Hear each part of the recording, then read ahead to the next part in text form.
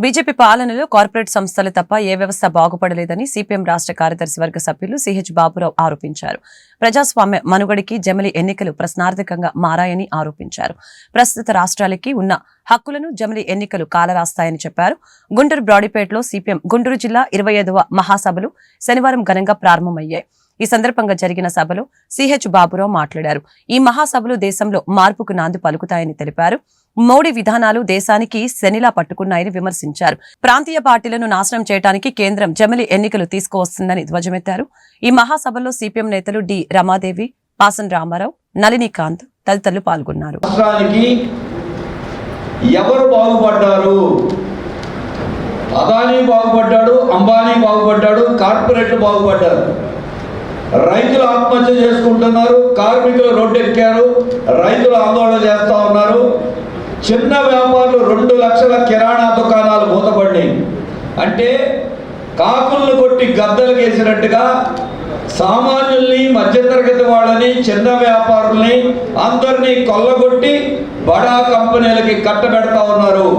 మా కోపం, సిపిఎం ఆగ్రహం ఇటువంటి విధానాల మీదే. అంతేకాదు, దేశంలో మనం స్వాతంత్రోద్యమ స్ఫూర్తితో అంబేద్కర్ లాంటి మహానుభావుల యొక్క ఆలోచనతో రూపొందించినటువంటి రాజ్యాంగం ఇవాళ ప్రమాదంలో పడింది.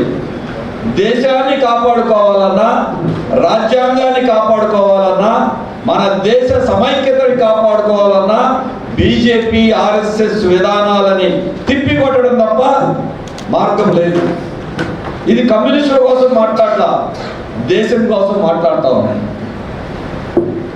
ప్రజల మధ్య చిచ్చు పెట్టి భారతదేశాన్ని మరో పాకిస్తాన్ లాగా మార్చాలని బీజేపీ అనుకుంటా ఉంది.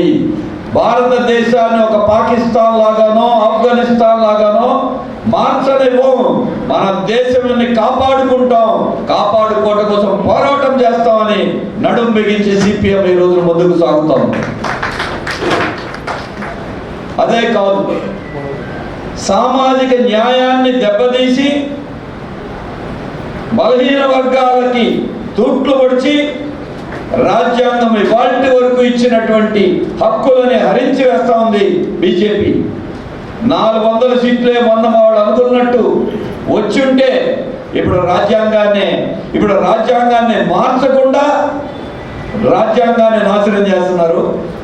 వాళ్ళకే పూర్తి స్థాయిలో అధికారం వస్తే రాజ్యాంగాన్ని మార్చేస్తారు. రాజ్యాంగాన్ని మార్చడం జనం కోసం కాదు, వాళ్ళు అనుకున్నటువంటి ఒక మత ఉన్మాద రాజ్యంగా మార్చాలంట కోసం ప్రయత్నం చేస్తాం.